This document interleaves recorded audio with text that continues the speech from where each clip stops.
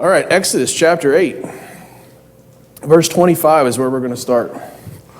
And so today we're going to be looking at breaking out of Satan's compromises. So Exodus chapter 8 and verse 25. So we start here. It says in verse 24, and the Lord, go to 25. And Pharaoh called for Moses and for Aaron and said, "Go ye, sacrifice the Lord in the land." And this is right after the swarm of grievous swarm of flies that came upon Egypt. And he said, "Go ye and sacrifice to your God in the land." And Moses said, he says, "In the land, it is not meet for," Moses said, "it is not meet so to do so, for we shall sacrifice the abomination of the Egyptians to the Lord our God.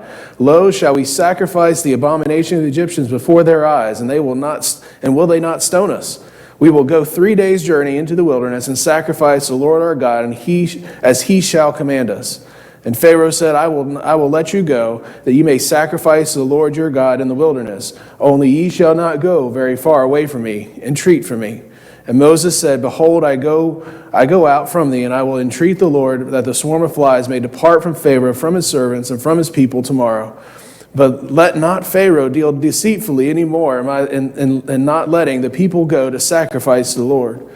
And Moses went from Pharaoh and entreated the Lord. And the Lord did according to the word of Moses, and he removed the swarm of flies from Pharaoh and his servants and from his people, and there remained not one.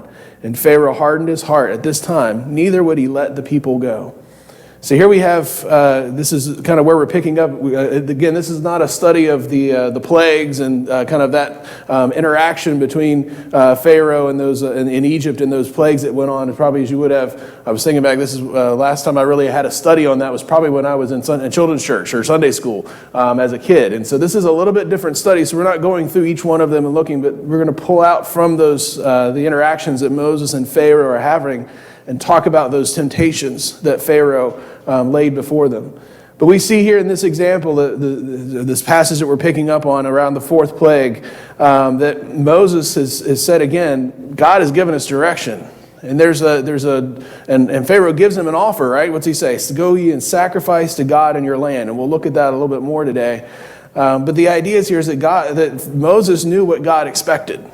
Right? There was a standard that Moses knew that God had expected them to do when they were to worship, and that as if they were going to go out into the wilderness, and they were going to, as he says there, and he says that we shall go 3 days' journey in the wilderness and sacrifice the Lord our God as he shall command us.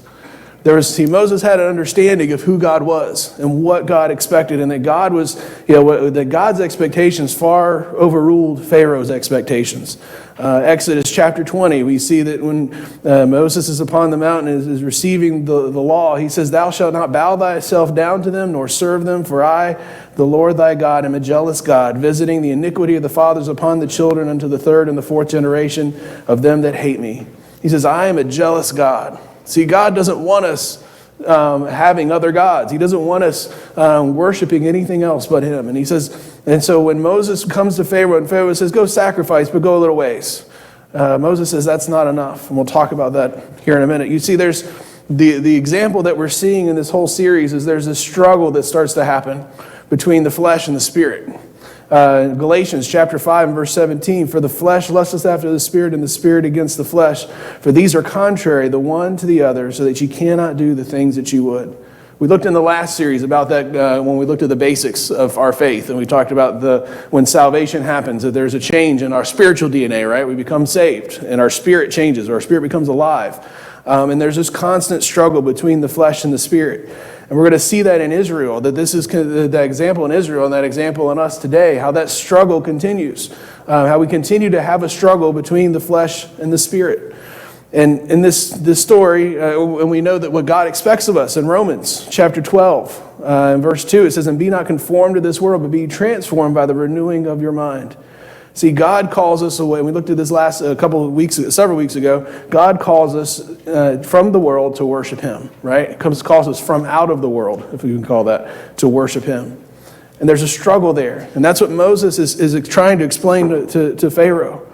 But see, Pharaoh and Egypt were what? They're a picture of the world. Now, remember, this is Egypt at that time, and I remember when as a kid hearing this, that was ingrained every time we got this story. Egypt is a picture of the world. Just a reminder, I think of David Gates, and I've had this conversation that sometimes people still think Egypt is a picture of the world. Well, Egypt is a picture of people that need Christ today, just as they did then. Just as God had told Moses to go tell Pharaoh of his iniquity and the result of that, we still need to go to Egypt and share those with those souls. But in this story, in this kind of story, the lesson here, the idea is that Egypt is a picture of what? Of the world. We're not talking the world as in like people and that we should be carrying and bringing the gospel to them. We're talking about the world as the world system, right? The way of thinking, how we approach things and how we govern our lives and the values and the things that drive us, the things that define us. That's what Egypt represents. Exodus chapter 16 says, and the children of Israel said unto them, this is when they're out in the wilderness, would God... we had died. He said, would to God we had died by the hand of the Lord in the land of Egypt, when we sat by the flesh pots and we did eat bread to the full. For we have brought us forth into this wilderness to kill this whole assembly with hunger. It's interesting. Where were they at this point? They were in the desert, right? In the wilderness, without food, or what they felt like was without food, without provisions. And they said, what? Would to God we had died by the hand of the Lord in the land of Egypt. Now we just looked a couple weeks ago. What was happening to the Israelites when Moses first came? What happened after Moses first came to Pharaoh and said, Pharaoh, let my people go? The burdens became they were the slaves at the time, right? The burdens became heavier. They said, oh, you got time to worship? Then you got time to work. Right, and that's what happened to the Egyptians or to the Israelites. And then we look here, and just a little while later, what's happening? They're saying we want to go back to bondage, right? But Egypt at this time represented what? It represented the desires of this earth. He says it's interesting. The idea here says we sat by the flesh pots and we did eat bread to the full. That's the idea. Like they pulled themselves up to the buffet. Like we could pull up to the buffet and we could eat whatever we wanted. Now, was that really the reality that they faced back then? No, their burdens were heavy. Remember, we talked about that. They were not. I mean, they were under the hand of the taskmaster. But yet, someone, as I have said at work sometimes, the narrative rules the day. Someone had in their mind of what greatness they had back then at some point, and said, "Let's go back to Egypt." Because I remember that time I sat down one time. We ate whatever we wanted. That was one time, but that defined, that was the attraction that brought them back to Egypt. We also see that Egypt is what? Egypt was defined by idolatry, corruption, and bondage. For we know that we have dwelt in the land of Egypt, and we have come through the nations which ye passed by, and ye have seen their abominations and their idols, wood, stone, silver, and gold, which were among them. I mean, think about when we think of that servitude that Israel was in Egypt. What were they surrounded by? They were surrounded by corruption, right? They were surrounded by idolatry. We talked about the idea that they had polytheism. They believed in multiple gods. They didn't have the God of Israel. They also faced bondage. Those gods, because they worshipped other gods, they didn't understand the God of Israel. They didn't understand their needs. Were they allowed to go worship in the wilderness? No, this was the point of why Moses came, right? To go free them from that bondage. And so we think of this tug of war that happens. That here Egypt is representing that pull of the world on the Christian's life, or the Israel's life at the time, but it represents it in our lives as the Christian life. There's a facade, right? This is just fascinating me as I was studying this. When you really think back, because this isn't years and years that they were from the time they were in bondage to the time they were in wilderness, right? This is like months, weeks. I mean, they walked out of Egypt and then they're in the wilderness. And so while they're in the wilderness for this 40 years, they all of a sudden forget what it was like to be in bondage. But that's the draw of the world, right? We think about the world. We remember the good pleasures that we had, those things that entice us back. But ultimately, what's behind there? Bondage to that sin, bondage to that their dependency upon those earthly things, those material things. But with Christ, what's the opposite? What's the pull that's away from that? We see Christ, right? We see his giving. We see his sacrifice. There's freedom, right, in Christ. He says, what? I break the bondage of sin, right? He gave his life. He gave his life for us to break the bondage of sin. There's unity. We have a body of believers, right? You have a belonging, whereas they have bondage. They had servitude. And so we think of this pull that constantly happens, and we're going to talk about that lure today in these 5 areas. These 4 areas of that lure between the Christian life in Egypt, or the world. And I tell you, when I first studied, or when I think back studying Pharaoh and Moses, I don't think this is probably one of the first times I actually noticed some of the things that Pharaoh offered. And if you put them all together, this has been an interesting study to me. So we see the first one we see here is in Exodus chapter 8, is a temptation to conform. So we see that we'd gotten through the flies. So we're about 4 plagues in, and Pharaoh finally starts to break down, and he says, "What? Moses and Aaron, go ye to your God, or go ye sacrifice to your God in the land." What was Pharaoh offering? Where were they to sacrifice? In Egypt, right? They said, "Okay, I'll let you sacrifice. We have gods. You can sacrifice to your God too." What was that doing? He was requesting them to conform. He was saying, "Look, you can conform to how we worship," right? What did God give them? He gave them specific direction how to worship. But here Pharaoh offers and says, "You know what? It's so bad. I need you to take care of this. Sacrifice to your God in the land, in Egypt." That invitation we see is an invitation to conform. We think of 2 Corinthians chapter 6 and verse 17, and the direction we've been given: "Come out from among them and be ye separate, saith the Lord, and touch not the unclean thing, and I will receive you." And he's talking about here about idolatry. The idea that we shouldn't have those idols like the world does. We shouldn't put those things in front of us that are valuable, above God. And the idea that we are as believers are supposed to be different, right? How we worship is supposed to be different. How we approach life is supposed to be different because we have Christ. We know that Romans, and we just read that passage earlier, "Be not conformed to this world."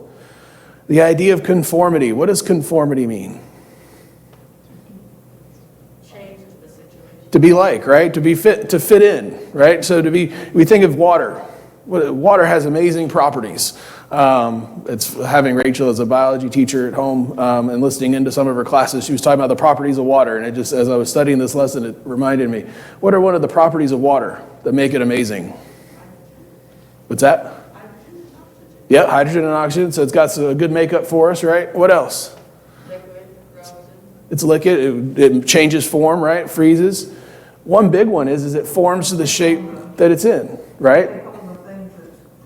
Yeah, it takes on the shape that it's in. If I had a rock and I put it in a glass and the rock is too big for the glass, does it just all of a sudden say, "Okay, let me fit in that glass"? No, water does. Like, I can carry it around. I can put it in all sorts of shapes of things. And so the idea of that conformity is that don't fit into that shape of the glass, right? The glass is being the world. Is that what we're supposed to do? Fit into that shape? A youth pastor previously talked about Jell-O. What does Jell-O do when it stays in a certain shape for a while? Sets up, right? Starts to form into that shape, and it stays in that shape. So you have these little molds that you could do. And that's the idea as believers. We shouldn't fall into that mold. And it could be anything that we start to conform to, the values that we start to put before God, those things that we start to, what do we speak about most? What do we talk about most? What do we set our aspirations to? It could be anything. As I was these are just some images that come to my mind as I was thinking of the things that we can value and that the world values often more than us. It could be material things like a home. It could be travel and vacation and leisure. It could be sports. It could be entertainment. It could be politics. It could be social media. Whatever it is, those things, entertainment. It could be anything, right? That we decide we're going to conform to. As believers, let's just be like the world. Let's try to fit in the best we can. This verse doesn't mean that we should be what? That we should be weird and odd and try to be, and walk around in robes and say, "Well, I am, Christian." And that's not what it's talking about. The idea is that, if those things that God has explicitly said, we shouldn't be like them. We shouldn't think the same way. How I view my home should be different than how someone of the world views their home. What does that mean? Give me an example. This is one I think about sometimes.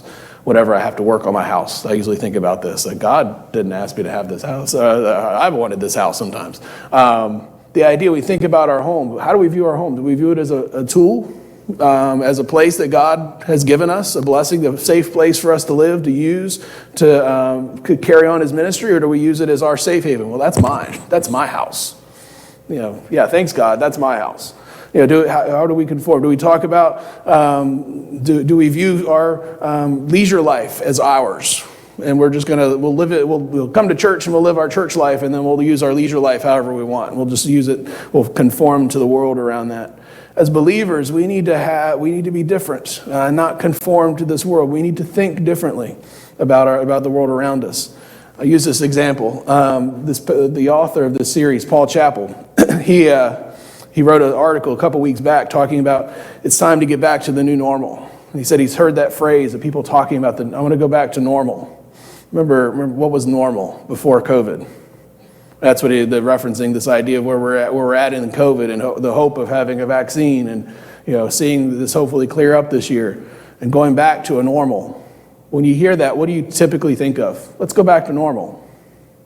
No mask. No mask, right? That's an easy one. What else?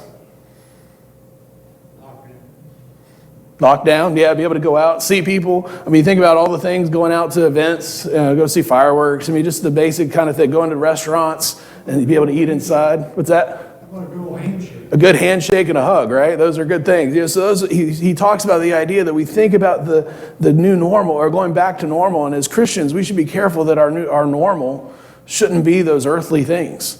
What does he say? There's sad reflection on our hunger for God, that Christians voice their desire for normal is usually talking about the normal routines of being able to eat inside a restaurant or go through a checkout line without a mask. You think about that. What's your hope and dreams for the next year? Is that your hope and dream? Well, I get to go out. I get to go. God never stopped, right? The work of the church never stopped. Even though we have restrictions and we've got a certain situation that we're in here, I gave some pictures of things you think about where people have said, I've heard people in the last few weeks say they wish, or even on the news, wish we haven't had high school football in a whole year now. And it's like, okay, but is that the aspiration and dream for our life as believers? Like, is that the thing that should drive us? And what he offers is there's three areas going back to the normal of the early church. There was prayer, praise, and proclamation. And the idea that should be our normal as Christians. He says, let us go back to that Christian normal, that we are known as a people of prayer, we're known as a people of praise, and we're proclaiming Christ throughout it all. And he talks about, I won't get into all that, but the idea that we think about being conformed to this world. The world wants to go back to those normal things. And I do too. I told Rachel, I said, I want to go back to a restaurant. I like traveling. I like doing those things. But at the same time, that shouldn't be the thing that drives me. That shouldn't be the hope that I have. I get to go back to a restaurant. I should be, I get to interact with people and share the gospel with people and be a witness to people. That should be the hope that I have. So we think of that temptation to conform, and we see Moses' courageous response. Exodus chapter 8, verse 26. We see Moses says what? Behold, I go out from among thee, and I will entreat the Lord that the swarms of flies may depart from Pharaoh and from his servants and from his people tomorrow. But let not Pharaoh deal... Oh, sorry, I'm in 29. I skipped too far down. It says it is not meet to do so. So Pharaoh says, go sacrifice in the land. And Moses says, it's not meet to do so, for we shall sacrifice the abomination of the Egyptians to the Lord our God. Lo, we shall sacrifice the abomination of the Egyptians before their eyes, and will they not stone us? Here's Moses' response. He says, what? He says, we can't do that, because why? Because it's an abomination to the Egyptians. Remember, we talked about the Egyptians had multiple gods, right? And some of their gods represented animals. And so here you're telling me we're going to go take these animals that they have viewed as gods, or representations of their gods, and we're going to go sacrifice them in Egypt. That's what he's talking about, the abomination. It would be abomination to the Egyptians for us to see them sacrifice calves and sheep. And he says what? They're going to stone us. He says in verse 27, he says, we will go 3 days journey in the wilderness and sacrifice the Lord our God as he shall command us. Moses knew the direction that God had given him. Moses knew the guidelines that God had said to operate in when we worship and sacrifice. As believers, what's our guidelines for worshiping and sacrifice?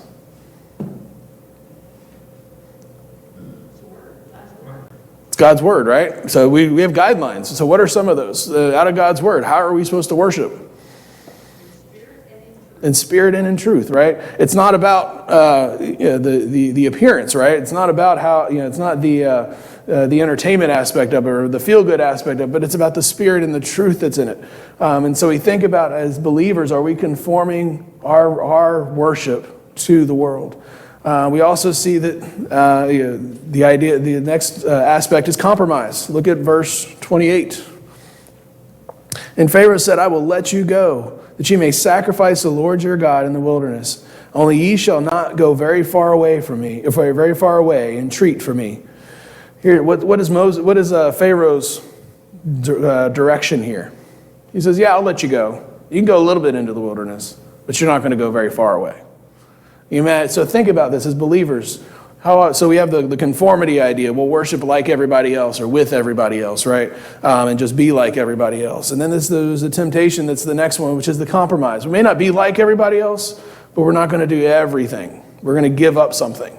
In the work I do a lot of facilitation with groups and getting them to do a plan or get to a strategic planning process. One of the things we talk about is compromise versus consensus. Compromise is the idea is what? Is I have to give up something. Everybody gives up something, but we all find something we can agree on. Consensus is we all agree on it. We're not giving up. No one's losing anything. It's a win-win situation. Compromise, when you compromise, what's the situation you're in? It's a win-lose.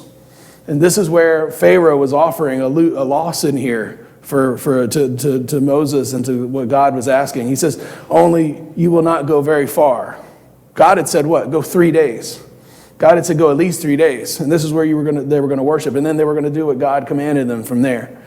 The idea of compromise. Are we compromising our faith?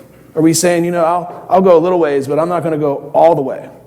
I'll follow God. I will give God this part of my life, but not all of my life. We see in verse 30, Moses went out from the Lord. Went out from Pharaoh and entreated the Lord. And the Lord did according to the word of Moses, and he removed the swarms of flies from Pharaoh and from his servants and from his people, and there remained not one. And Pharaoh hardened his heart at this time, and neither would he let the people go. What happens when you compromise? You give up ground. You think of in a battle situation, and you start to compromise. Well, yeah, I'll give him this a little bit. I'll give him this a little bit. What happens eventually? You lose. Yeah, and this is what has happened with Pharaoh. What did Pharaoh say? Yeah, I'll let you go a little ways. And then once the situation was resolved, what happened to the Israelites? So he hardened his heart and neither would let the people go. You see, when you think about compromise, there's a proposal here.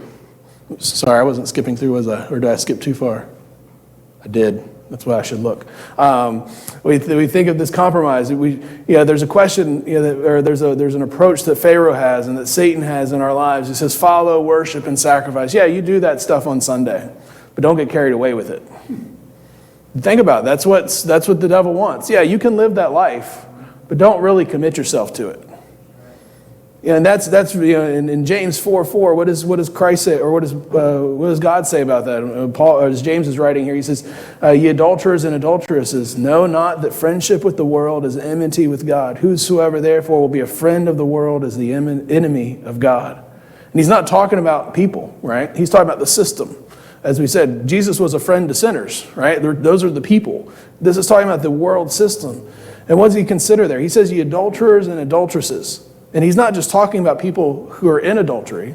He's talking about this is what friendship with the world is. Because what? We are in a relationship with who? With God, right? We are in a marriage committed relationship with God. The church is the bride of Christ. And if we are having a relationship with the world and have a love and desire for the world, what are we considered? Unfaithful. And that's what he's saying there. That's what God considers it. So he says, don't get carried away with it. If I were to say, I love Rachel, we were about to celebrate 18 years, and we've been, she's my wife, but I'm not going to really be committed to her, or I'm not really going to care about her. But after 5 o'clock in the afternoon, I'm not really going to think about her. Only when I see her after work or in the morning. Would that be a good relationship? No. Yeah, just say no. No. If I only thought about my wife, it's only when I saw her, only certain days of the week, that wouldn't be a good relationship. And this is the idea that James is talking about here. He says, look, God is your love. God is the one that you should be focused on. And if you're not focused on God, what are you? He says what? An enemy of God. This is what Pharaoh and Satan and the world were saying, what? Don't get carried away with it. Don't let it affect all of your life. Salvation shouldn't affect all of your life. It only should affect just that Sunday part, or just that only when you have needs. It's okay. You can pray when you're in trouble, but don't pray when things are going well for you. 1 John chapter 2 and verse 16, for all that is in the world, the lust of the flesh, the lust of the eyes, and the pride of life is not of the Father, but is of the world. We think of this as the system of the world. Are we captured by the system of the world so that we aren't fully given over to it? See, God says what? Follow, worship, and sacrifice with all of your being. God wants all of us, right? We think of what he's done for us, and we'll look at this verse later, but the idea, he's bought us with a price. He's paid for all of us. He's with his life. The fear of the Lord is the beginning of wisdom, and the knowledge of the holy is understanding. The idea that when we fear God, when we follow him, he wants all of us. He doesn't want just part of us. Matthew chapter 22 and verse 37. Jesus saith unto him, thou shalt love the Lord thy God with all thy heart, with all thy soul, and with all thy mind. And in John 4:23, yet a time is coming, and is now come, when the true worshipper shall worship the Father in spirit and in truth, for they are the kind of worshipers the Father seeks. The idea, he wants all of us. He doesn't want us to compromise. He doesn't want us to say, well, I'll give you part of my life, but not the other part. We also see we see Moses' response in this. It says, and Moses went out from Pharaoh and entreated the Lord, and did according to the word, and the Lord did according to the word of Moses. What did Moses do? What did Pharaoh ask him first? What did Pharaoh ask him? What was the question that the thing that Pharaoh told him to do? He says, what? Don't go very far away, and what? Entreat for me. That's a little phrase that I've missed when I've studied Exodus before, and it's interesting. Pharaoh actually told Moses, go pray for me. Go ask God something for me. And it's interesting how that little phrase, how often have you had a coworker, a friend, a family member say, pray for me? The idea that this is what Moses' response is what? He went out for Moses and he entreated the Lord. Moses prayed for Pharaoh, even though he was under the burden, and he knew Pharaoh had continued to say no and continued to say no. Moses still went out to God and said, God, stop this swarm of flies. And it says, and the Lord did according to the word of Moses, and he removed the swarm of flies and from his servants and from his people, and there remained not one. So we think about this in compromise. When we have to when the world is saying compromise these things in your life and give up these things in your life, what should be our response? Should we compromise? No. But where should we take that challenge, that concern? We should take it to God, right? God, the world, this is the area of my life that I'm struggling with. This is the area that the world is at, I'm in bondage in still, or the area that is that I see compromise in, that I've given myself over to. Lord, help me in that compromise. Help me overcome that compromise. Give me some direction. See, Moses, I think, was hopeful that this would be the chance. But we see in verse 32, Pharaoh hardened his heart. Moses thought, well, maybe we can go 3 days. Maybe that's near. Because he said, you'll be very near. Or not go very far away. Maybe Moses thought, maybe we'll not go very far away, but we might make it far enough, and then God will do something. But Moses, that wasn't what God wanted. God wanted the Israelites free.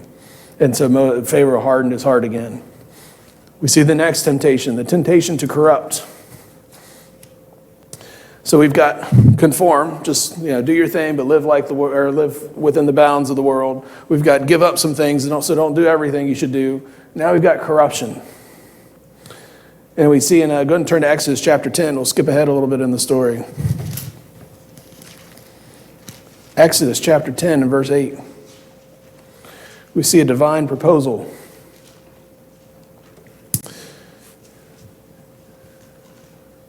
It says, and Moses and Aaron were brought again into Pharaoh, and he said unto them, go serve the Lord your God, but who are they that shall go?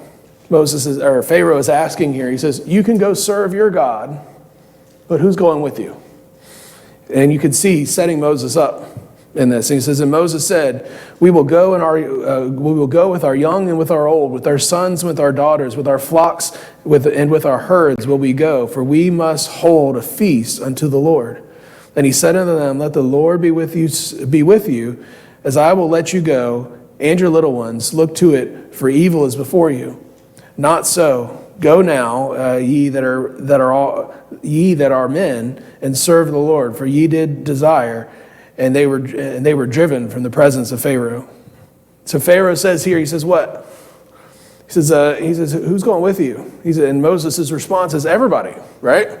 This wasn't I can imagine Moses kind of thinking like, that's a weird question. Like I said, let my people go. Like that means everybody, right? I didn't say just this group of people. And what's Pharaoh's response? He says, not so. He says, you told me you want everybody to go. And he says, not so. Go now, ye that are men, and serve the Lord. For that ye did desire. Pharaoh says, you know what? I'm gonna corrupt the words that you're asking for, and I'm not even compromising. I'm just gonna let you. I'm gonna say this is what you said, and let the men go. And we see that corruption that's there. And so what was Pharaoh asking? Who was he asking to leave behind? If the men go into the wilderness, the women and the children. You see, the corruption here is that Pharaoh was asking for was the family. Pharaoh was looking to corrupt the family. Yeah, you men go worship. Go somewhere else and worship. But the women and children are ours. You think about the symbol of that. The idea that, in particular, the children in this, the idea that Pharaoh wanted the next generation to still be Egyptians, to still be Egyptian slaves, and to be blunt, that he wanted those children not to value the same things that the men of Israel valued. He didn't want them to follow in their same footsteps. So we know Proverbs chapter 22 and verse 6 says what? Train up a child in the way he should go, and he will not depart from it. Or when he is old, he will not depart from it. You think of this world and the environment that we're in. We think of the challenges that we face, and it's not schools, not just schools. It's not just media. It's the entertainment world. Everything that is out there that doesn't value the same things we value. But yet, often we give our kids over to them, right?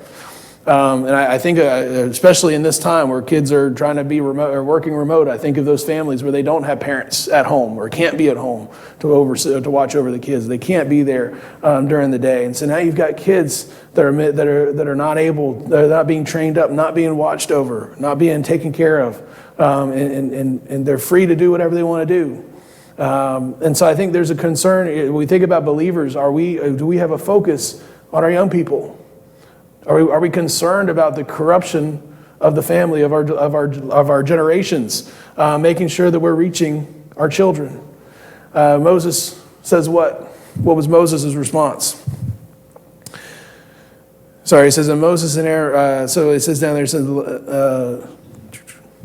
and the Lord said unto Moses, in verse 12, as the Lord said unto Moses, stretch out thy hand over the land of Egypt for the locust, that they may come up from the land of Egypt and eat every herb of the land, and they shall, and even all that the hail left. And Moses stretched forth his hand over the land of Egypt, and the Lord brought up an east wind out of the land, and all day and night, and when it was morning, the east wind brought the locust.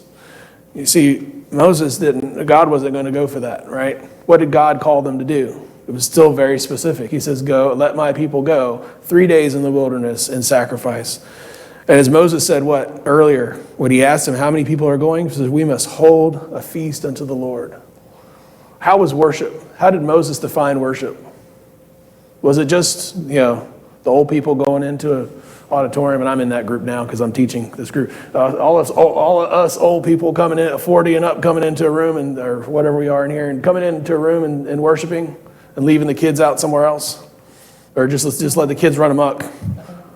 It was a family, right? That's what God had called Moses to do. They were supposed to all worship him. They were supposed to come together to worship. And there's a value and importance to that. But Moses said, we must hold a feast unto the Lord. So as believers, do we value our family member, our kids, and our young people being involved in worship, being involved in the ministry and in service? I know it's hard for us. We've been in this time of COVID for so long to think about ministries sometimes. I know we've been trying to doing the Masters Clubs and others, which are great ministries to kids. But are we helping kids be involved in the ministry itself? Teaching them how to serve, teaching them how to be involved, how to teach younger kids, how to be a part of that ministry and be a part of the work that God has called us. And I think if we think of this idea of corruption, Satan says what? They're too little. They're not smart enough. They're not wise enough. But what do we know that Christ uses? Paul wrote about it. The weak things, the little things of the world, right? So as believers, we need to make sure that we're not letting that corrupt mindset of the world creep into our lives when it comes to our young people. We also see a committed response. Joshua chapter 24 says what? Now therefore fear the Lord and serve him in sincerity and in truth, and put away the gods which your fathers served on the other side of the flood and in Egypt, and serve ye the Lord. But as for me and my house, we will serve the Lord. The idea that God calls us as families to be serving him, not just the parent, not just the dad or the mom to go serve him. He's calling us as families to serve the Lord. 1 Corinthians chapter 11, verse 1, it says, Be followers of me, even as I also am of Christ. Now I praise you, brethren, that ye remember me in all things and keep the ordinances as I delivered them to you. He says what? Be followers of me, even as I also am of Christ. As parents, senior saints, leaders we'd say leaders and examples in the church, are we being the example for our younger children, our kids, our teenagers, our young adults? Do we have a testimony that says, be a follower? This is what Paul was saying, be followers of me, even as also am I of Christ. He says, do we have a life that reflects, that would be worth following, that would point them to Christ? This was the corruption that Pharaoh was talking about. Leave them here. I'll teach them. You send them in and go worship.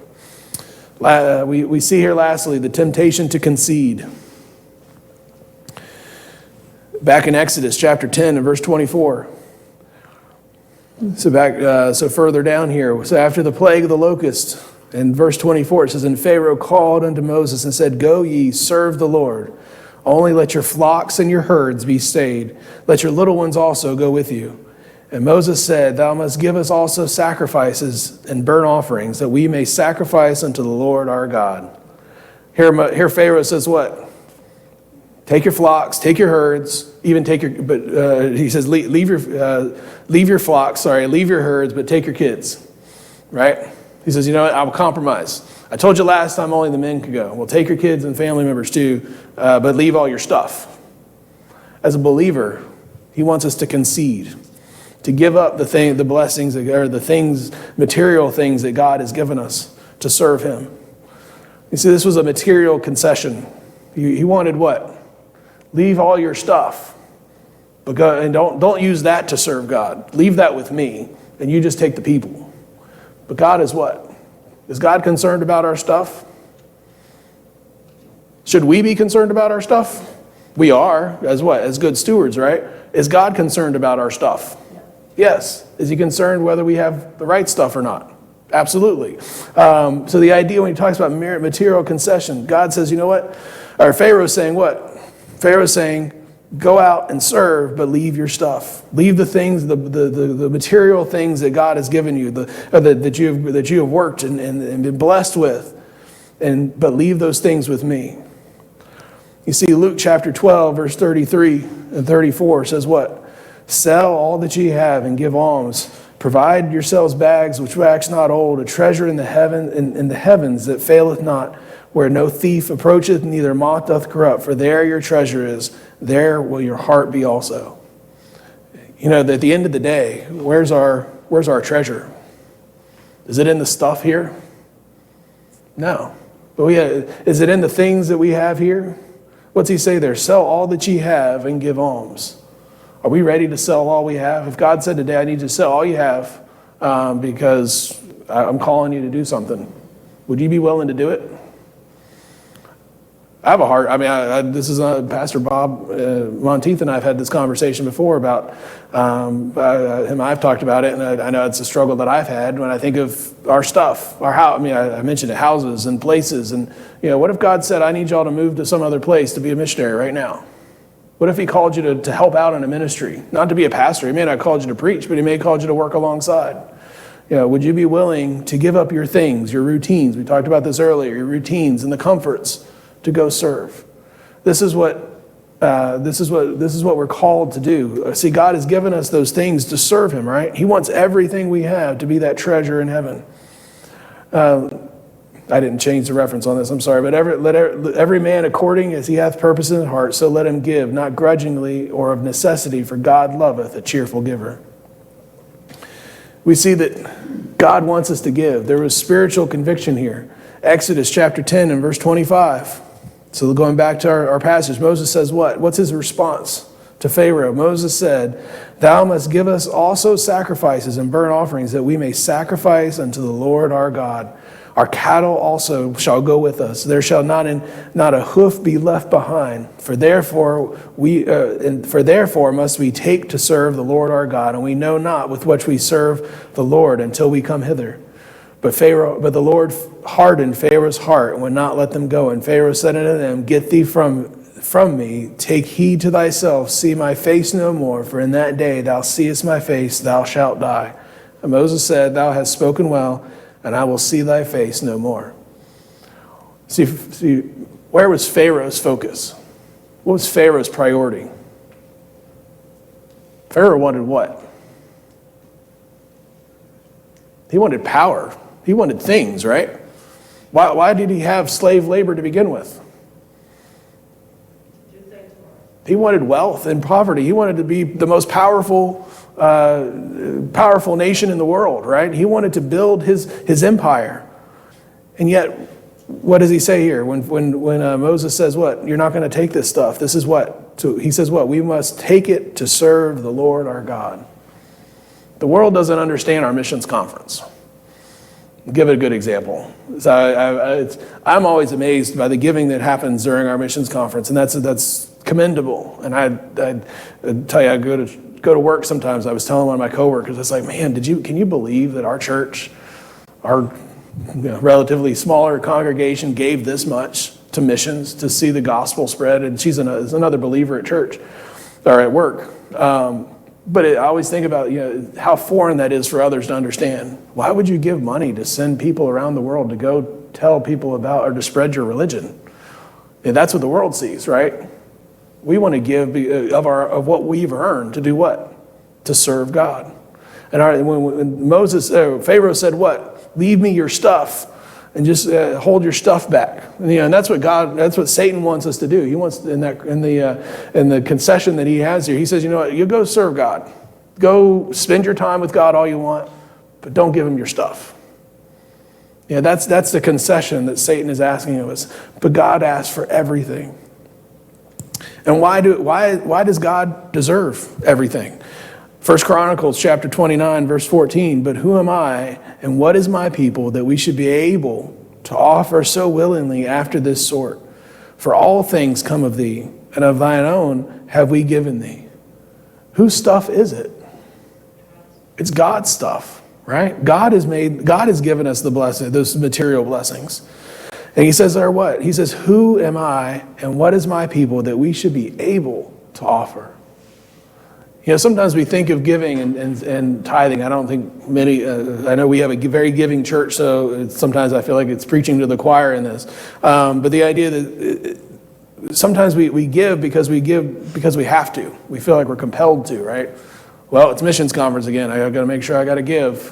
We got to have this competition. I got to make sure I give all my pennies. But should we be giving because of that reason? What's our desire for giving? We should be honored. to give. Like, this is what the language is here. He says what? That I should be able to offer willingly after this sort. He says, why? Because of thine own have we given thee. We're giving it back to God. 1 Corinthians chapter 6 says what? Know ye not that your body is the temple of the Holy Ghost, in which is in you, which ye have of God, and ye are not your own, for ye are bought with a price. Therefore glorify God in your body and in your spirit, which are God's. He says, you're bought with a price. What is that price?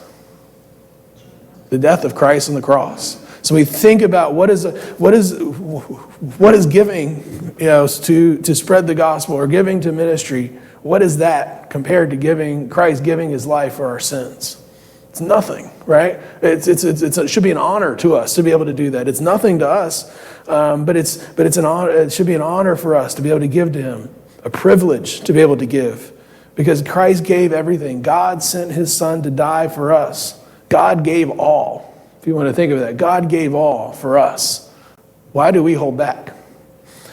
So we think of this idea of concession. Are we conceding areas of our life? Are we holding back areas of our life?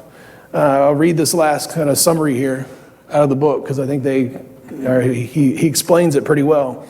He says he tempts you to conform. He says it's okay to have a Christian bumper sticker, to know a few songs, and even praise Jesus on Sunday, but stay connected to the world. He tempts you to compromise. He says, don't go too far. Keep some of those choice words in your vocabulary, be able to converse about worldly things. He tempts you to corrupt. He says, leave your children behind. You can love God, but it doesn't matter if everyone else in your family loves him. Let them make their own decisions. He tempts you to concede. He says, don't sacrifice. You can go to church and even serve in some ways, but don't get involved with your treasure.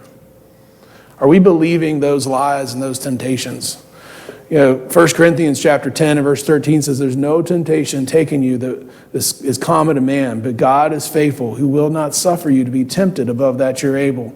But with the temptation also make a way to escape, and that you may be able to bear it. You think about these 4 temptations. Are we falling into those temptations in our lives? Are we holding back things from God? Are we saying, okay, God, I don't need to go out and worship you. I don't need to commit completely.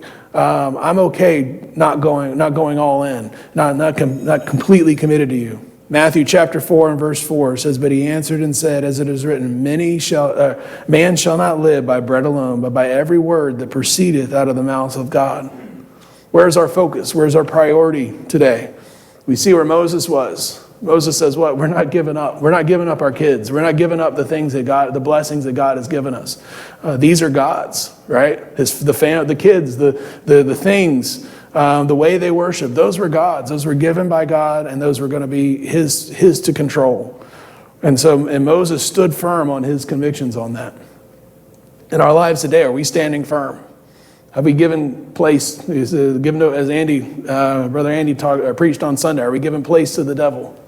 Or actually, Brother Anthony, I think, mentioned it, preached on it Wednesday. Are we giving place to the devil? Are we saving areas for him and saying, hey, I'll give you this part of my life, Lord, but I'm going to hold back this part? May we be a people that, especially during COVID, examine ourselves during this time and think about what are the things that we've crowded our lives with, that we should have been, that we got comfortable in our Egypt places, should have been ready to go out into the wilderness. All right, let's close. Any questions? Sorry, are there any thoughts? All right, let's close in a word of prayer. Dear Lord, I thank you for this time together. I thank you for the opportunity and the convicting reminder, Lord, of how that you expect all from us, Lord, not just parts of our lives, not just a activity or a show or an event, Lord, that you expect our lives, Lord, and that you want to build that relationship and see that commitment in us every day. And I pray that you just help us to be that committed people to you, Lord. And we know that commitment, you will continue to bless and guide, and your Spirit will be upon us, Lord, and see great things that you've promised. And I pray you just help us to be that people, Lord, and to have that conviction. And help us to see that revival in our lives where we draw closer to you. And I thank you for this time together, Lord. I thank you for the service.